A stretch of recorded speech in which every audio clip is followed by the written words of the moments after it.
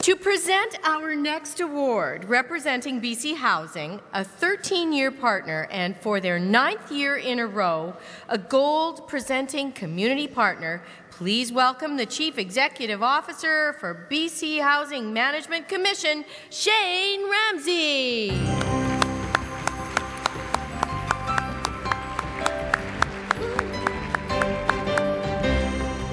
Good evening. The category of social adversity recognizes that person who has demonstrated inspirational achievement in their lives in the face of discrimination, abuse, poverty, or other forms of significant adversity.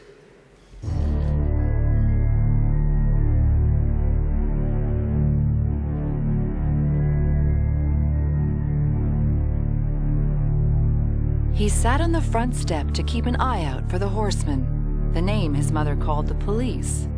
Their house was a drug house, and when raids came, the violence was unimaginable. More than once, the police beat his mother in front of him. Today, his grandfather was shooting heroin, and he was keeping watch. And then, his mother screamed for help. His grandfather had overdosed. Together, they dragged him, dumping him into a bath of cold water. They wouldn't phone for help. Death was preferable to the horsemen. "Check his pockets, son. See if he has any cash," said the mother. She was teaching him not to care, to survive. He was 7 years old. His name is Curtis Miller. Curtis grew up in a drug house. Violence and police raids were the norm. When he was 7, he and his 2 siblings were taken away and split up, each going to different foster families. Curtis was placed with a couple who abused him, mentally and physically. For one period, he was locked in a basement for 2 years, living only on vegetables and curdled milk. He was beaten daily with whips, often by both his caregivers at the same time, often after being awakened from a deep sleep. He began to wet the bed, and to punish him, he had to wash the sheets and sleep in them whether they were dry or not. Sleep in sheets still frozen and stiff from the winter cold. At 11, he stole $20 and ran away. Ran headlong into a life that can only be described as a living hell. Curtis began to live a toxic witch's brew of violence and drugs. He was introduced to heroin at 11, and it was the only thing to give him relief from the misery that cloaked his life like a wet, suffocating blanket. As he grew into manhood, he found himself in and out of juvenile detention. Violence was what he had been taught, and violence was how he coped. Soon, he was involved in prostitution and the drug trade, an enforcer sent to collect money. A fearless, dangerous, and violent man. He was stabbed 20 times and shot twice. He spent over 12 years in prison, and when he was not in prison, he was high. He had enemies and had to always watch his back. It seemed only a matter of time before Curtis would be a bloody statistic. When Curtis was in prison in his 20s, he got his high school diploma. In prison, he would make an effort to break the cycle of violence and drugs, but slip back as soon as he was released. Until he was 34 years old. Without fanfare, without special portents, he woke up with a desire to change, to reimagine his destiny. He said to himself, "I've been really good at being bad. Maybe I should try being good." He was tired of being angry at the world and at himself. He was tired of hurting people, tired of hurting himself. He didn't want to die with this bitterness on his tongue. Without even knowing he had made a decision, Curtis began to change. He joined the Native Brotherhood in prison, and the culture he had been born into began to help him heal. It took 5 attempts in 5 different treatment centers, but 18 years ago, Curtis Miller became sober. And for the first time, he was looking forward to his future. Curtis wanted to work with young people at risk. It was a complex process considering his criminal background, but he took all the steps necessary and received a full pardon. He went to university and earned degrees in life skills coaching, working with children and youth, and working with drug and alcohol dependencies.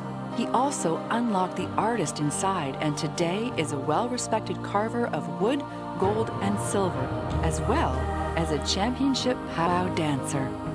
His artwork has been purchased all over the world, but as passionate as he is about his art, his true passion is for the youth he serves. Curtis is a child and youth worker with the Delta School Board. Using his own story, Curtis helps young people steer around the shoals and hazards that he ran aground on at their age. He facilitates groups on making choices and First Nations culture. He is a positive role model for many of whom wrote letters in support of his nomination. He inspires them with his remarkable strength. He challenges them to be accountable just as he is now. And most of all, he shows them that every person on this earth has value. Everyone can change, and even the most violent and seemingly hopeless life can be turned around. It takes no more than a simple decision and the courage to come back.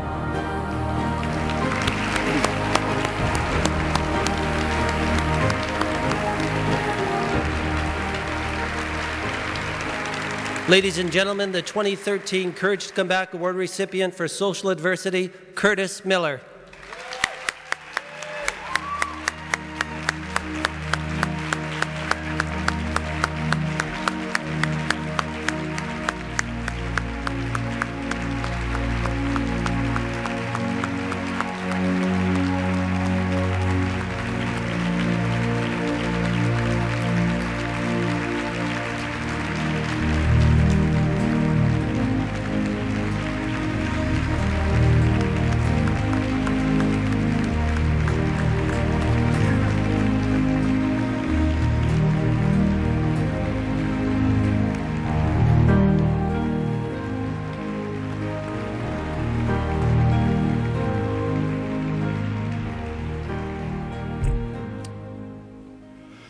Breathe.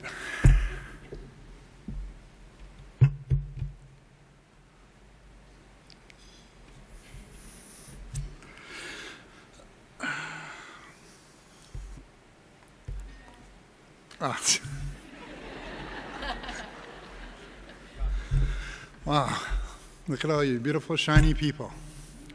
Awesome. I'm so honored and humbled to receive and accept this award. Wow, who would have thought this would happen? Well, certainly not me, sitting in a penitentiary, or in a Skid Row hotel, or in an alley getting high. But yet it is happening. And I accept this award for all the boys and young men who are going through what I have, and the ones who didn't make it out. This is for you. I would like to thank the Courage to Come Back selection panel for selecting me as a social adversity award recipient. I cannot express how honored and overwhelmed I am by receiving this award. I would like to thank Coast Mental Health for all the hard work they have done. I appreciate all the support I have received from my family, my nominator, Wanda Pelche, my employer from the Delta School District, Kathy Guild. You have believed in me and taken a risk to give me a chance at an amazing life. Thank you.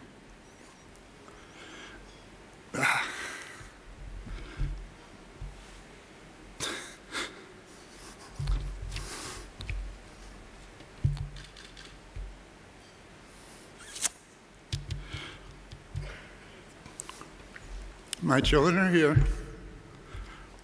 and after 24 years, my Alicia Ann, who found me, when you finally found me, I found out your name wasn't Alicia Ann at all, but it's Sarah. My girl, you have turned out so perfect.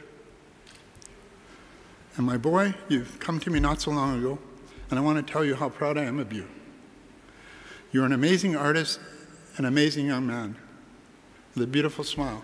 I love you both very much. I truly believe that when you take a child from his environment, from his family, from his home, you take away everything he knows or will ever know. You take him and brutalize, abuse, torture him, and make him nothing, worthless. You amputate his soul, and that soul curls up in the deepest, darkest corner of that boy. Not living, not dying, just away.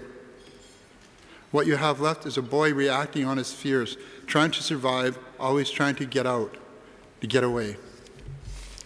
I spent my life in fear, full of hate and resentment, learning how to be violent, learning how to medicate, not caring about anyone or anything, including myself. I never expected to live to be 21. I didn't care, and I didn't care. That's just how it was, living minute by minute. However, I was unknowingly starting to change my life in prison where I had spent 12 years. I became involved with the Native Brotherhood, and I was able to learn about the Sweat Lodge. I was taught to leave my negative stuff there. I was also able to learn how to carve, and fortunate enough to learn how to dance. It was a start. I had to go to treatment many, many times, and with the love of my children, dancing, and many people who have helped me, my soul was able to come out of hiding and reconnect. Today, when I think of that scared little boy, I want to pick him up and hold him and tell him that he is safe. When I think of that angry young man that is running wild, doing so much damage,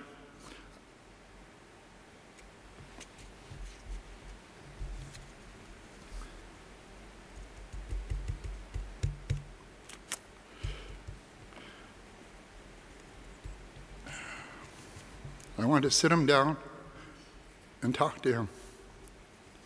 Let him know it'll be okay.